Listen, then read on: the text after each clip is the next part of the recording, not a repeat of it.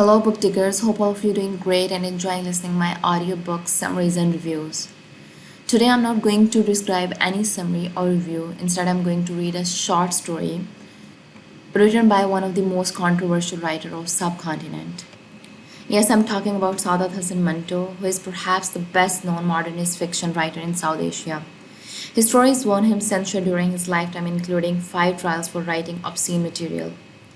Ironically, since his death, his fiction has been widely cited by South Asian writers, and his border stories have been used in classroom to help students come to some understanding of the atrocities that took place during the partition of India and Pakistan in 1947. Manto's work had been under criticism for longer than people think, but then today's generation loved his work, and even many artists chose to make movies on his life to convey his bold and outspoken message to the world. Well, what are we waiting for? Let's head back to the story. Story name is 10 rupees. She was at the corner of the alley playing with the girls, and her mother was looking for her in the chalet. Chalet, a building with many floors and many small rooms. Sarita's mother had asked Kishori to sit down, had ordered some coffee mixed tea from the tea boy outside, and had already searched for her daughter throughout the chalet's 3 floors. But who knew where Sarita had run off to? She had even gone over to the open toilet and had called for her. Hey Sarita, hey Sarita. But she was nowhere in the building. And it was just as her mother suspected. Sarita had gotten over her bout of dysentery, even though she hadn't taken her medicine. And without a care in the world, she was now playing with the girls at the corner of the alley near the trash heap. Sarita's mother was very worried. Kishori was sitting inside, and he had announced that 3 rich men were waiting in their car in the nearby shopping market. But Sarita had despaired. Sarita's mother knew that rich man with car don't come around every day. And in fact, it was only thanks to Kishori that she got a good customer once or twice a month, because otherwise rich man would never come to that dirty neighborhood where the stench of rotting pan and burnt out beedies made Kishori pucker his nose. Really, how could rich man stand such a neighborhood? But Kishori was clever, and so he never brought men up to the chalet, but would have Sarita dress up before taking her out. He told the men, Sirs, things are very dicey these days. The police are always on the lookout to nab someone. They've already caught 200 girls. Even I am being tried in the court. We all have to be very cautious. Sarita's mother was very angry when she got to the bottom of the stairs. Ramdai was sitting there cutting bidi leaves. Have you seen Sarita anywhere? Sarita's mother asked her. I don't know where she's gone off to. If I find her, I'm going to beat her to a pulp. She's not a little girl anymore, and yet she runs around all day with those good for nothing boys. Ramdai continued cutting berry leaves and didn't answer, saying as how Sarita's mother usually went around muttering like this. Every third or fourth day she had to go looking for Sarita and would repeat these very words to Ramdai as she sat all day near the stair with the basket in front of her as she tied red and white strings around the cigarettes. In addition to this refrain, the women of the building were always hearing from Sarita's mother how she was going to marry off Sarita to a respectable man so that she might learn how to read and write a little, or how the city government had opened a school nearby where she was going to send Sarita because her father very much wanted her to know how to read and write. Then she would sigh deeply and launch into a recitation of her deceased husband's story, which all the building's women knew by heart. If you asked Ramdai how Sarita's father, who had worked for the railway, reacted when his boss swore at him, then Ramdai would immediately tell you that he got enraged and told off his boss, I'm not your servant, but a servant of the government. You don't intimidate me. Look here, if you insult me again, I'm going to break your jaw. Then it happened. His boss went ahead and insulted Sarita's father. And so Sarita's father punched him in the neck so hard that this man's head fell to the floor and he almost collapsed.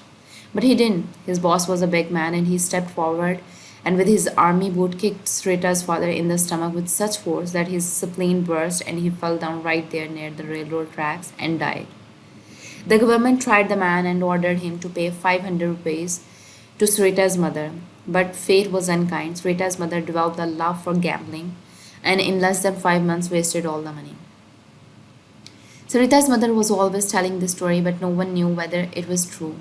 No one in the building felt any sympathy for her, perhaps because their lives were so difficult that they had no time to think about others. None had any friends. Most of the men slept during the day and worked night in the nearby factory. Everyone lived right on top of one another, and yet no one took any interest in anyone else. Almost everyone in the building knew that Sarita's mother was forcing her young daughter to be a prostitute. But because they weren't in the habit of concerning themselves with others, no one ever contradicted Sarita's mother when she would lie about how innocent her daughter was. Once, when Tukaram harassed Sarita by the water spigot one early morning, Sarita's mother started screeching at Tukaram's wife, "Why can't you keep track of the dirty rat? I pray to God he goes blind for eyeing my little girl like that. I'm telling you the truth. Someday I'm going to smack him so good he won't know up from down. If he wants to raise hell somewhere else, that's fine. But if he wants to live here, he's going to have to behave like a respectable person. Got it?" Hearing this, Tukaram's squint-eyed wife rushed out of her room, tying on her dhoti. "Watch out, you old witch, if you say anything else," she said. "Your little angel flirts with even hotel boys. You think we all blind? You don't think we know about that fine character who comes to your place and why your little Sarita gets dressed up and goes out? You going on about honor? You must be kidding. Go get out of here." Tukaram's wife was notorious for many things, but every single person in the building knew about her relationship with the kerosene seller, about how she would call him inside and close the door. Sarita's mother made it a point to mention this. In a spiteful voice, she harped, "And your gigolo, the kerosene seller, you take him into your room for 2 hours just to sniff his kerosene?" And yet Sarita's mother and Tukaram's wife wouldn't stray mad for long. One day Sarita's mother saw Tukaram's wife whispering sweet nothing to some man in the black of night, and the very next day when Tukaram's wife was coming back from Pidoni, she saw Sarita seated with a gentleman friend in a car, and so the two agreed that everything was even and began talking again. "You didn't see Sarita anywhere, did you?" Sarita's mother asked Tukaram's wife. Tukaram's wife looked through her squint eyes towards the Alice corner. "She's playing with her friend over by the trash heap." Then she whispered, "Just a minute ago, Kishori went upstairs. Did you see him?" Sarita's mother glanced right and left. Then she whispered, "I just had sit him down." But Sarita's always disappearing right when she's needed. She doesn't ever think, she doesn't understand anything. All she wants to do is play around all day. Then she headed off towards the trash heap, and when she reached the concrete urinal, she went up to Sarita, who immediately stood up and desperate expression spread over her face. Sarita's mother angrily grabbed her by the arm and said, "Go home, get going. All you do is play around, you good for nothing." Then as they were on their way home, she whispered, "Kishori's been waiting. He brought a rich man with a car, so listen, hurry and run upstairs, put on that blue Georgette sari, and look, your hair's all messed up. Get ready quick and I'll fix your hair." Sarita was very happy to hear that a rich man with a car had come. She didn't care about the man, but she really liked the car rides. When she was in car speeding through the empty street, the wind whipping over her face, she felt as though she had been transformed into a rampant whirlwind. Sarita must not have been any older than 15, but she acted like 13. She hated spending time with women and having to talk to them. All day long, she kept busy playing meaningless games with younger girls. For example, she really liked to draw chalk lines on the Alice black asphalt, and she would play this game with so much concentration that it seemed as though the world would end if these crooked lines weren't there. Or she would take an old gunny sack from their room and spend hours engrossed with her friends on the sidewalk, twisting it around, laying it on the sidewalk, sitting on it, and such childish things. Sarita wasn't beautiful or fair skinned. Her face was always glossy because of Bombay's humid climate. Her thin lips looked like a brown skin of the chiku fruit and were always lightly quivering. And above her upper lip, you could always find 3 or 4 glistening beads of sweat. And yet she was healthy. Although she lived in a dirty neighborhood, her body was graceful and fit. And in fact, you could say that she embodied youth itself. She was short and a little chubby, but this chubbiness made her seem only healthier.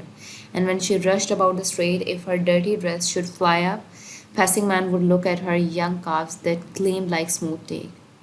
Her pores were like those of an orange. its skin filled with juice, which, if you applied the slightest pressure, would squirt up into your eyes. She was that fresh. Sarita had good looking arms as well. Even though she wore a poorly fitting blouse, the beauty of her shoulder was still clear. Her hair was long and thick and always smelled of coconut oil, and her braids snapped like a whip against her back. Sarita didn't like how long her hair was because her braid gave her problems when she played, and she had tried all sort of ways to hold it back. Sarita was blissfully free from worry. She got 2 meals a day, and her mother did all the work at home. Sarita did only two things. Every morning she would fill up buckets of water and take them inside, and in the evening she would fill up the lamps with a drop or two of oil. This had been her strict routine for years, and so each evening, without thinking, she would reach for the tea saucer in which they kept their coins and grab a coin before taking the lamp down to buy oil.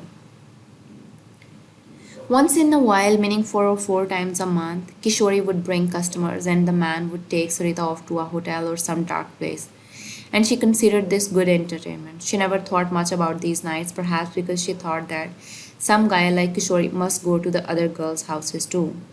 Perhaps she imagined that all the girls had to go out with rich guys, too worldly to sit on the cold benches or to the wet sand of the Juhu beach. Whatever happened to her must happen to everyone, right? One day, when Kishori brought a regular John, Sarita said to her mother, Mom, Shanta's old enough now. Send her out with me, okay? This one always orders me egg, and Shanta really likes egg. Her mother replied evasively, Okay, okay, I'll send her out once her mom comes back from Pune. The next day, Sarita saw Shanta coming back from the open toilet and she told her the good news. When your mom comes back from Pune, everything's going to work out. You'll start coming with me to Wally. Then Sarita told the story of what had happened on one recent night, making it sound like a wonderful dream. Shanta was 2 years younger than Sarita, and after listening to Sarita's story, she felt a ripple of excitement course through her body. She wanted to hear even more, and so she grabbed Sarita's arm and said, Come on, let's go outside.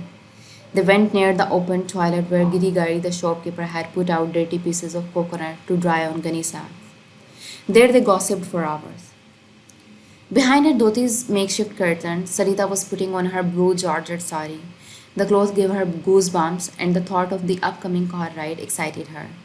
She didn't stop to think about what the man would be like or where they would go, but as she quickly changed, she hoped that the car ride wouldn't be so short that before she knew it, she would be standing in front of the door to some hotel room, where once inside the John would start drinking and she would begin to feel claustrophobic. She hated those suffocating rooms with their two iron beds on which she could never get a good sleep. Something about her sari's wrinkles, she let Kishori look at her for a second, asking him, Kishori, how do I look? Is the sari okay from behind? Without waiting for an answer, she went over to the broken wooden chest where she kept her Japanese powder and robe. She set her rusted mirror up against the window iron pad and bending over a little to look at her reflection there, she put powder and purple tinted rose on her dusky chest. When she was ready, she smiled and looked at Kishori for his approval. Then she haphazardly covered her lips in lipstick. The sum effect was that she looked like one of those clay dolls that appears in toy sellers stores over Diwali. Sarita's mother came in, quickly fixed Sarita's hair, and said to her daughter, Look, my little girl, remember to talk like a grown up and do whatever he says. This man is very rich, okay? He even has his own car. Then she turned to Kishori. Now, quickly take her out. The poor man just think how long he has been waiting. Outside, in the shopping bazaar, there was a factory wall stretching into the distance along which hung a small sign that read No urinating. Next to this sign, there was a parked yellow car in which three young men from Hyderabad were sitting, each one covering his nose with a hanky. They would have moved the car, but the wall went on for a long ways and the stench of piss ran its entire length. When the driver saw Kishori, he said to his friend, Hey, he's coming, Kishori. And hey, this girl's really young. Guys, look, the one in the blue sari. When Kishori and Sarita came up to the car, the two men in the back seat picked up their hats and cleared space between them for Sarita. Kishori stepped forward, opened the back seat door, and quickly pushed Rita inside. Then he closed the door and said the guy behind the wheel, Sorry, it took so long. She had gone to see a friend, so. The young man turned around to look at Sarita and then said to Kishori, "Okay then, but look." He scooted over, stuck his head out the window, and whispered to Kishori, "She won't put up a fuss, will she?" Kishori put his hand on his heart. "Sir, please trust me." The young man took two purses out of his back pocket and gave it to Kishori. "Go enjoy yourself." Kishori said, waved goodbye, and then the driver started the car. It was 5 in the evening and traffic filled with Bombay streets. Cars, trams, buses, and people were everywhere. Sarita didn't say anything as she sat scrounged between the two men. She squeezed her thighs together and rested her hands on her lap, and several times, just as she had built the courage to say something, she would suddenly stop. She wanted to tell the driver, "So please drive quickly, I'm about to suffocate back here." No one said anything for quite some time. The driver watched the road, and the man in the backseat were silent as they thought anxiously about how, for the first time, they were sitting so close to a young girl. One who was theirs. One with whom they could mess around without getting in any trouble. The driver had been living in Bombay for 2 years and had picked up girls like Sarita both during the day and at night. He had had many prostitutes in his yellow car and so wasn't nervous in the least. His two friends had come from Hyderabad. Shahab wanted to experience all the big city had to offer, and so Kifayat, the owner of the car, had bought Sarita through Kishori. Kifayat had said to his second friend Anwar, "You know, there'd be nothing wrong if we got one for yourself." But Anwar thought it wrong and couldn't bring himself to consent. Kifayat had never before seen Sarita because Kishori had kept her a secret, and despite the novelty she presented, she wasn't interested in her just then, seeing as how he couldn't very well drive and look at her at the same time. Once they left the city and entered the suburbs, Sarita sprang to life. The cool wind rushing over the speeding car soothed her, and she felt fresh and full of energy again. In fact, she could barely contain herself. She began to tap her feet, sway her arms, and drum her fingers as she glanced back and forth at the trees that steamed past along the road. Anwar and Shahab were growing relaxed, and Shahab felt he could do whatever he wanted with Sarita. He reached around her waist, and suddenly Sarita felt something tickling her. She sprang away, wriggling into Anwar, and her laughter trailed from the car's window far into the distance. Again, Shahab reached out for Sarita, and she doubled over, laughing so hard that she could hardly breathe, forcing Anwar to scrunch against his door and try to maintain his composure. Shahab was in ecstasy, and he said to Kafayat, "By God, she's really spunky." Then he pinched her thigh very hard, and Sarita reacted impulsively, twisting Anwar's ear for no reason other than he was closest. Everyone burst out laughing. Kifayat kept looking over his shoulder even though he could see everything in the rear view mirror. He sped up, trying to keep pace with the laughing in the back seat. Sarita wanted to keep out and sit on the car's hood next to its iron medallion of a flying bird. She leaned forward, Shahab poked her, and Sarita threw her arms around Kifayat's neck in order to keep her balance. Without thinking, Kifayat kissed her hand and Sarita's entire body tingled. She jumped over the seat to sit next to Kafayat, where she began to play with his necktie. "What's your name?" she asked. "Me, I'm Kafayat." Then he took out 10 rupees from his pocket and gave it to her. The money distracted Sarita, and she instantly forgot what Kafayat had said as she took the bill and crammed it into her bra. She was child, ignorant, and happy. "That was very nice of you," she said, "and your necktie is nice too." Sarita was in such a good mood that she liked everything she saw. She wanted to believe that even bad things could be redeemed. She wanted the car to continue speeding along, and she wanted everything to fall into their whirlwind. Suddenly, she wanted to sing. She stopped playing with Kifayat's tie and sang, "It was you who taught me how to love and woke me my sleeping heart." After singing this film song for a while, Sarita suddenly turned around and said to Anwar, "Why are you so quiet? Why don't you say something? Why don't you sing something?" Then she jumped into the back seat and began to run her fingers through Shahab's hair and said to him, "Let's sing together. You remember that song Devika Rani sang, 'I wish I could be a bird singing through the forest'? I really like Devika Rani." Then she put her hands together, propped them beneath her chin, and betting her eyelashes began to tell the story. Ashok Kumar and Devika Rani were standing next to each other, and Devika Rani said, "I wish I could be a bird singing through the forest."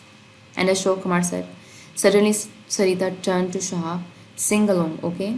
Sarita began to sing, "I wish I could be a bird singing through the forest," and in a coarse voice Shahab repeated the same. Then they began singing together. Kifayat began honking the horn to the song's rhythm, and Sarita followed along, clapping. Sarita's feminine voice mixed with Shahab's raspy one, as well as the horns honking, the winds rushing, and the engines rumbling. It all sounded like the music of a small orchestra. Sarita was happy, Shahab was happy, Kifayat was happy, and seeing them all happy made Anwar happy too. And yet he was embarrassed for having been so inhibited. He felt a tingling sensation in his arms, and his repressed emotion awoke. He stretched loudly, yawned, and then felt ready to join in the revelry. As she sang, Sarita took Anwar's hat from his head, put it on, and then jumped into the front seat to look at herself in the rearview mirror. Seeing Sarita wearing his hat, Anwar could remember whether he had been wearing it from the beginning of the car ride. He felt discombobulated. Sarita slapped Kifayat's thigh and asked, "If I put on your pants and wore your shirt and your tie, would I look like a well dressed businessman?" But this talk of cross dressing upset Shahab, and he shook Anwar's arm. "By God, you're such an idiot to have given her the hat." Anwar took these words to heart and for a while considered just how he was an idiot. "What's your name?" Kifayat asked Sarita. "My name." Sarita took the hat's elastic cord and strapped it beneath her chin. "Sarita." "Sarita, you're not a woman but a firecracker," Shahab said. Anwar wanted to say something, but Sarita began to sing in a loud voice. "I am going to build my house in the city of love and forget the rest of the world." Kifayat and Shahab felt transported, but Anwar still couldn't get over his nerves. Sarita kept singing, "I am going to build my house in the city of love and forget the rest of the world." And she stretched out the last word for as long as her breath lasted. Her long hair was blowing back and forth, and it looked like a column of thick smoke spreading in the breeze. She was happy. Sarita was happy, Shahab was happy, Kifayat was happy, and Anwar once again tried to join in. But when the song ended, everyone felt as though a hard rain had suddenly stopped. Kifayat asked Sarita to sing another song. "Yeah, one more," Shahab encouraged her, "if they could only hear us now." Sarita began to sing, "Ali has come to my courtyard, I'm staggering from joy." Hearing these lyrics, Kifayat began to swerving the car from side to side. Then suddenly the winding road ended, and they found themselves at the sea. The sun was setting, and the breeze of the ocean was becoming colder by the minute. Kifayat stopped the car, Sarita got out and set off running down the beach, and Kifayat and Shahab joined her. She ran upon the wet sand by the tall palm trees that rose along the ocean's open vista. And she wondered what it was she wanted. She wanted to fade into the horizon, dissolve into the water, and soar so high into the sky that the palm trees stood beneath her. She wanted to absorb the sand's moisture through her feet and the car, the speed, the lash of the rushing air. She felt transported. The three young men from Hyderabad sat down on the wet sand and began to drink beer. But then Sarita grabbed the bottle from Kifayat and said, "Wait, let me pour you some." Sarita poured so quickly that the beer's head rose over the glass edge, and this pleased her extraordinarily. She dipped her finger into the beer and licked off the foam, but it was very bitter, and she immediately puckered her lips. Kifayat and Shah burst out laughing. When he couldn't stop, Kifayat had to look away to calm himself, and then he saw that Anwar too was laughing. They had 6 bottles. Some of they poured quickly so that they had overflowed their glasses, and its foam disappeared into the sand. And some they actually managed to drink. Sarita kept sinking, and once when Anwar looked at her, he imagined that she was made of beer. The damp sea breeze was glistening on her dark cheeks. She was very happy, and now Anwar was too. He wished that the ocean's water would change into beer, and then he would dive in with Sarita.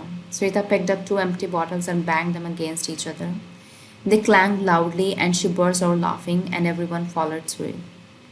"Let's go for a drive," she suggested to Kafai. They left the bottle right there on the wet sand and raced ahead to the car to find their seats. Kifai started the engine and off they went, and soon the wind was rushing over them and Sarita's long hair streamed over her head. They began to sing, the car sped lurching down the road, and Sarita kept singing where she sat in the back seat between Anwar, who was dozing, and Shahab. Mischievously, she started to run her fingers through Shahab's hair, and yet the only effect of this was that it lulled him to sleep. Sarita turned back to look at Anwar, and when she saw that he was still sleeping, she jumped into the front seat and whispered to Kifayat, "I've put your friend to sleep, now it's your turn." Kifayat smiled. "Then who'll drive?" "It'll drive itself," Sarita answered, smiling. The two lost track of time as they talked with each other, and before they realized it, they found themselves back in the bazaar where Kishori had ushered Sarita into the car. When they got to the factory wall with the no urinating sign, Sarita said, "Okay, stop here." Kifai stopped the car, and before he could say or do anything, Sarita got out, waved goodbye, and left for home. With his hand still on the wheel, Kifayat was replaying in his mind all that had just happened when Sarita stopped and turned around. She returned to the car, removed the 10 rupee note from her bra, and dropped it onto the seat next to him. Startled, he looked at the note. "What's this, Sarita?" "This money, why should I take it?" she said before she turned and took off running. Kifai stared in disbelief at the note, and when he turned to the back seat, his friends were fast asleep.